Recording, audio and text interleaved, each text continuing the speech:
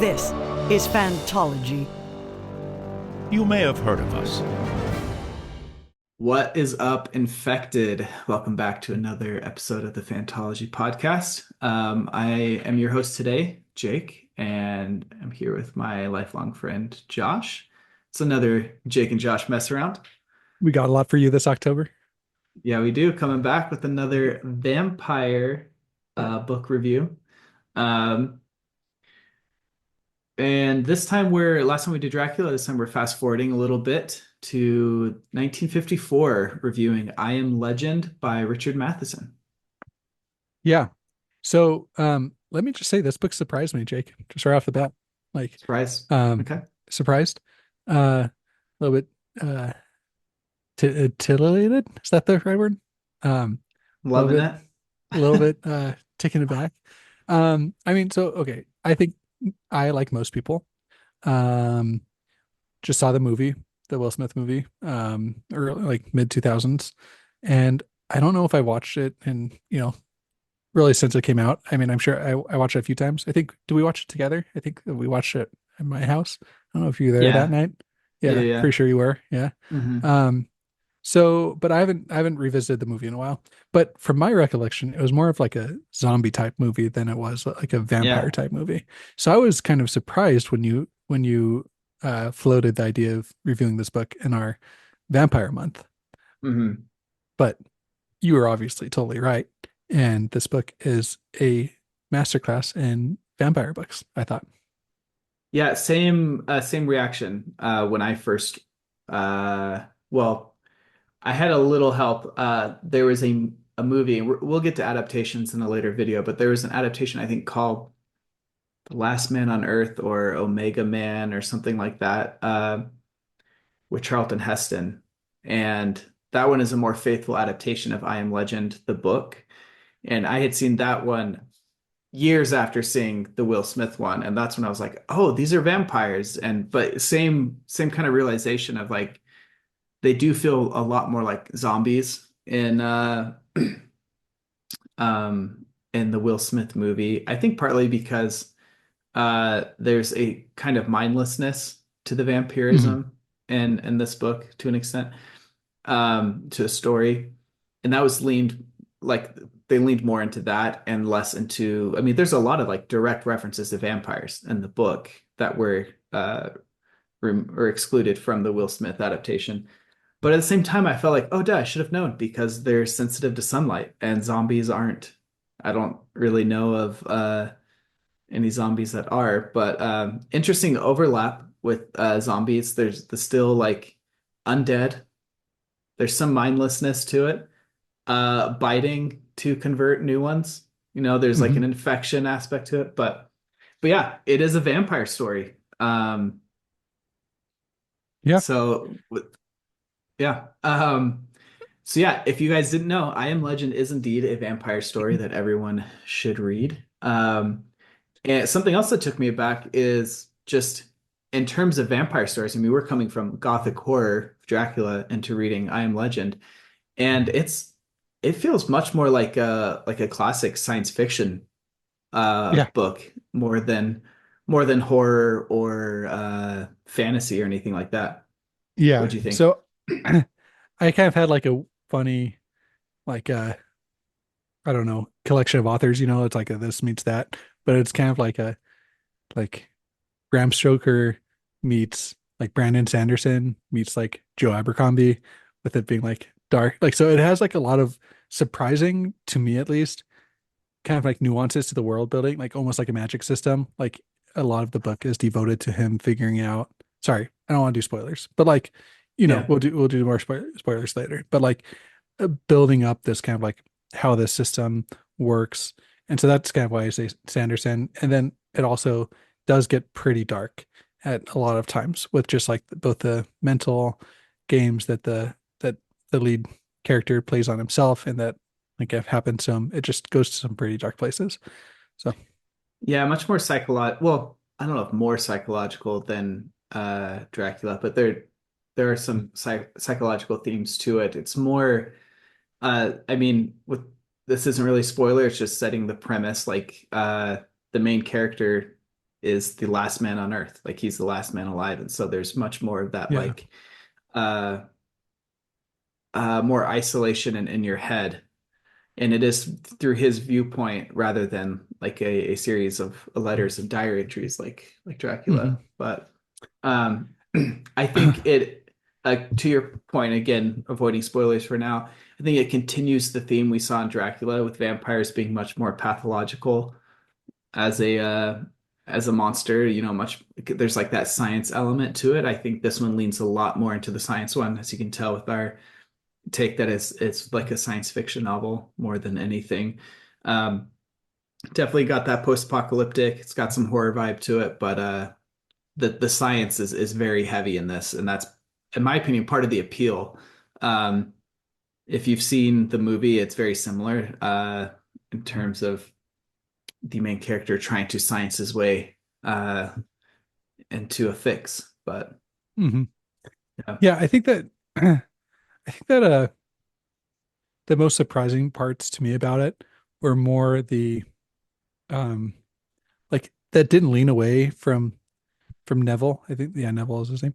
From Neville hmm being like a bad person in a lot of ways. And I say bad person judging by like our morality, and both in the sense that like this was written, 80 years ago, not 80, 70 years ago, but also like the morality of the sense that like, oh, what does happen to morality when society crumbles and you're the last person on earth that you realistically know about, but doesn't shy away from like the toll that takes on him, like mentally, physically, emotionally, psychologically, and like ethically, like, yeah, um, and so we can get more into that as we go, but he wrestles with that himself. But I thought that was, a pretty interesting um take that I wasn't really expecting. yeah. I'd really like to get into spoilers, so I think to wrap up my Yeah. non-spoiler section, I feel like I think I gave Dracula an 8 out of 10. I think I'll give this one an 8.5 out of 10. More so, I thought it was just a lot more thought-provoking. There's a really interesting twist at the end of the story that unfortunately the Will Smith movie is completely absent, is or doesn't include. So that I think it's a lot more, makes you a lot more introspective, makes you think about things a little more, and it's more relatable. Like you feel more attached to the characters than you do in Dracula. So yeah, I'll give Well, it the eight and a character, half. really. But Yeah, the character, yeah. exactly. Yeah, compared to Well, the yeah. characters from Dracula. Mhm. Um, yeah, so I'll give it a little nudge above Dracula. In terms of your like personal enjoyment about it. Yeah, personal, yeah. Yeah. And yeah, I think if you are like fans of science fiction, post-apocalyptic stuff, survival, and just exploring And some humanity spookiness. itself, Some and some spookiness, spookiness. yeah, Yeah. yeah, yeah. Then yeah, you would definitely enjoy this book. Yeah. I think I would rate it around an 8 as well. Maybe 7.5 to an 8. There's some parts Above of or it. below Dracula for you? I think maybe a little bit below. A I little don't know. below. Okay. Uh, but it's in that same ballpark. There are Yeah. some parts, especially the beginning of the story, dragged a little bit for me. hmm Like it didn't capture my attention right away. Um, hmm but I will say that like if you're looking for a little bit of a spooky read, if you're looking it's quick, it's a pretty short book. I wouldn't say it's quite novella length. Maybe it is, but it's a quick read. Yeah, it's And quick. and if you know, so if what we've talked about at all interests you, or you have fond memories of the movie, but want to dive more into, what maybe more a different look at that story would be, give it a read. Go for it. Yeah. And we're gonna move into spoilers, and part of that is really gonna try to dissect, the evolution of the vampire um mythos, I guess, throughout literature. Um Again, this is part of a series. We're reading Dracula, I Am Legend, and then Salem's Lot. I will say I watched a video from a YouTube channel I really like called Let's Talk Religion. They just came out with a vampire video, and it goes like way further back and helped me realize like, man, we missed out on so much context that was But already established before Dracula was written. man, Um, but watch that video if you want yeah, I like more that channel vampire too. context. Yeah. Yeah. Sweet. So yeah, so diving in, spoiler time. I really like the evolution of the vampire uh like myth in this, like leaning more into the science aspect of it. It's trying to bring in some realism. So you still have like things like garlic still works, the steak still work. And then the like sunlight still works. I can't remember, do crosses work in this one? I don't think they did. They Or they did they? do, but it's more like if somebody's not Christian, a cross wouldn't work, but like maybe the Oh, Torah would right. work. That was Or right. like, Yeah. yeah, It's that residual effect from their superstitions from when they were alive, yeah, basically. yep. Um, yeah, but yeah, I love how they science their way into it. Like they're just basically an allergy, like the bacteria that or the virus. I can't remember which one it is. Yeah, it like takes over their body, and then so as soon as like like a bullet, because they can like absorb the bullets and stuff, like a bullet, Hmm. they just like it's like they describe it as like shooting into like mud or something, where like it just Yeah, immediately absorbs the bullet.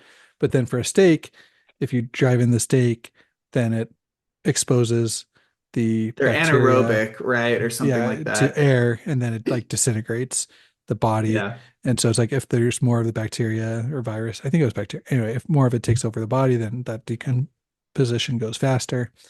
yeah, Um, I'm not remember. I think something to do with the UV light from the sun, yeah, um, hurting the virus, or the bacteria. Um, yeah. So and it's yeah, interesting how it has like a lot of those classic like anti-vampire mechanics, but they've been really wrapped into like logical rationale as to why. mhm. Um, yeah, I think I would say that the sciencing is more of an evolution from what we got from Dracula because there was like, they had the Doctor and Van Helsing like doing a lot of like more medical stuff in Bram Stoker's Dracula. So I think this was more like an accentuation evolution of it rather than a complete change. One thing that did seem different to me is the fact that they are, for the most part, um, like kind of mindless, more of that zombie state that we were talking about before, which isn't really what Yeah. I mean, we only really see Dracula and then We his saw a little bit with like thralls. his yeah his thralls. Like I don't think they Yeah, had as much maybe autonomy as he did. Um, but they were tied to him. It wasn't just this like yeah, free, this like untethered mindlessness. yeah, Um, that's true. in the way this book portrays it, which I think is probably more unique to this. That's more of a zombie mechanic that you see later on from my experience. Right. Hmm. But Yeah, yeah, I think that it was really interesting in the fact that it led with that, and most of the book was centered around that, or maybe first 60%, 65%. But then we get the more, I think, interesting where it really picked up for me was when the other woman, who I'm forgetting her name, should probably look that up. Ruth, Ruth, Ruth. yes, when Ruth was introduced, and how that really, really, and we got it first with the dog a little bit, Mhm. but then really for me when Ruth was introduced, it really stepped it up. Yeah, how were you able to predict at all that she was infected? That Yeah, she I mean was a the infection foreshadowing was, I say, not even foreshadowing, basically just telling you like, yep, she's going to be infected, right? Um, yeah. but I didn't know what the repercussions from that would be. Like I was kind of thinking like, oh, maybe he could use her blood, kind of like a Last of Us situation where he could use her Hmm. blood to make some sort of inoculation type thing. Yeah. Um, and that's kind of where I thought it was heading. Only I thought it would, I didn't think, I did think it would end tragically. So I thought that that's what he was going to try and do, but it would end tragically somehow. But what we got was even better than what I thought we were going to get. Yeah, I think the twist in this book, the whole idea of him not knowing that there are basically like sentient versions of people infected with this virus out there, and that he's been indiscriminately slaughtering both the mindless and the mindful versions of this. I thought that was just so well done. Hmm. Like, and then the ending with him like realizing just his like his the whole book he's like trying to be this force of good and save humanity, and then he realizes humanity has like moved on, and Yeah. he's actually just impeding their progress by kind of sticking to what he knows. I don't know. I think that's Yeah. a very applicable lesson in a lot of ways. I think that was really interesting. I also think that he always tried to justify to himself his own violence. Yeah. Um, and we saw that all throughout the book. We saw it with his, I think really with Ruth, how he approached Ruth, and we saw it in like some flashbacks with his wife. We saw it, and then we saw it at the very end when they were coming to capture him, and she's like, "Why did you shoot them? Like they had orders just to bring you in unharmed." I mean, I think they were Yeah. still planning to execute him, so like, it still may have been justified, Yeah. but nonetheless, like it showed that his default reaction was violence. And so I don't know if that like was a commentary on just that the only like what that says about humanity, that the last man on earth had this default towards violence. What that says about um the author's view about humanity, if it's just meant to make for a good story, if it's meant to, what that signifies. But it was for sure thought provoking. Yeah, I think it's meant to be explored at the very base level. Like question like anytime violence is a solution, you should question it, you know. Hmm. It might end up being the right solution for the situation, but it should always be questioned because it's such a final method that you just Yeah. you can't undo it. So like it's something you have to question for this very reason.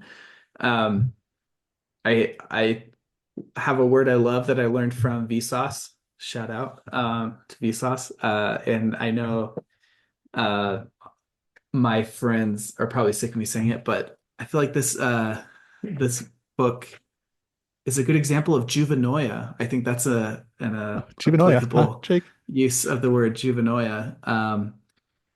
And if you could frame this story as like an older generation fearing the younger generation and doing all they can to like resist the change, the change in the morals or values or just even just culture in general. So these generational clashes, I think you could see Robert Neville as uh, just a boomer, holding on to his boomer ways and thinking he needs to fix the Gen Being Z. being a NIMBY. Yeah. And then but like realizing like the world's just going to move on from him, like things are moving and he needs to like he's just going to be a relic of the past, and society has changed not to a way that he may like, but it has changed, and it's thriving, and he instead is by trying to hold to these old ways, he's just hindering the new generation's ability to thrive. But Yeah, you know how I feel about that. I think that there is sometimes we can get into this discussion no, I another think this is day. a great time for it. Great time I, for it. yeah, yeah. I mean, I don't know. I know me and you don't always line up on that. I think that I don't think that any critique of like youth culture should be considered like juvenoia. Yeah, I agree And with that. yeah, But if you're leading with youths, then I'm like, okay, yeah. yeah, but I think that there needs to be a balance of, learning from past generations and applying it to future generations and vice versa. Like obviously the For world is very sure. different. Yeah. And I don't know, like we've seen huge revolutionary changes, like, from somebody that grew up in like the 50s and 60s versus now, like the world is so much different. and Hmm. and For better and for worse, like for you're better, saying. right, for better and for worse. And so it is hard to know like the issues that beset youth today, how much do older generations even know about that? And a lot so I think that is interesting. I think that there are some universal truths that can help out, but I think that like, yeah, if you have like an eating disorder that you got from watching, scrolling Instagram, like how like that's I mean, eating disorders have always been a thing, obviously, but like, that's a very specific thing to like this generation. Anyway, sorry for the tangent, but I think that I don't know. I think that there wasn't a ton of time left in the book to really explore that was on the page. I think that the book like led up to that like the exploration and wanted to kind of hand it off to the reader, saying, okay, like our society has crumbled.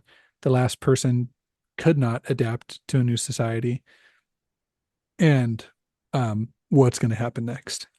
And is that all the fault of his, or is that like where is there fault to be had, or is it just like a natural progression of like life and evolution?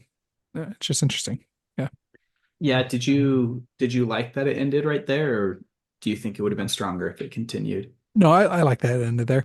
I Yeah. mean, I would like, of course, read a second one, and I would be interested to see what the like author's point of view on that is, and I would hope that it would delve into that, and but I think for the story that I was trying to tell, it largely succeeded in that. Again, like I think that maybe it could have been stronger in some ways. Like I mentioned, it was a little bit slow for me at the beginning. Like I think that there could have been, a faster pickup with introducing some more tension or some more character to the story than just Neville until, 2/3 of the way through. But Yeah, I think it was a good decision to end it with the end of Neville, because that's kind of the point, is we're experiencing this through his eyes. He's the one, like he represents this era, which is no longer that. And that's another thing I love of this. It kind of gives me vibes of like Wheel of Time, where like um, you know, whatever the phrase is, like events fade to legend, legend to myth, or and that's kind of what's happening to him and the like epoch he represents. So I think that makes it more impactful to not see the rest, because he's not part of that world, and we belong to his world. That's the one as a reader you relate to. and you're Um, you're kind of in a sense mourning the loss of throughout most of the book. yeah. Um, yeah, I liked the I think the book is stronger for not introducing more characters up to the point it did, just because I think it like really emphasizes the isolation, the like just what it would be like, being the last person alive. yeah. Um, I, I think that it just needed a little bit more stakes. Get it? I think it needed a nice, little bit nice. more, just something to draw me in. Like Yeah. I was interested in kind of like his backstory we got a little bit of, and his adventures going out amongst the Hmm. vampires, and like it was all interesting, but like it needed. But really, I felt like I started to really appreciate it when Ruth was introduced. So that's Yeah. maybe I'm misattributing like what it needed, just because that's when I started to really enjoy it. But It I is a do lot think it needed slower something. before that point. Yeah. Yeah. Um, yeah, great. I liked uh the scientification of the vampires. Um, I liked the great twist and those themes. Like I think that left a more impactful um impression on me than, let's say, Dracula, which I still liked as well. But I think that one for that reason, this one takes the cake a little more for me. But Nice. yeah. Nice. All right. Well, go Um, read it, I'd say, and come yeah. talk to us about it. Yeah. Yeah, I definitely read it.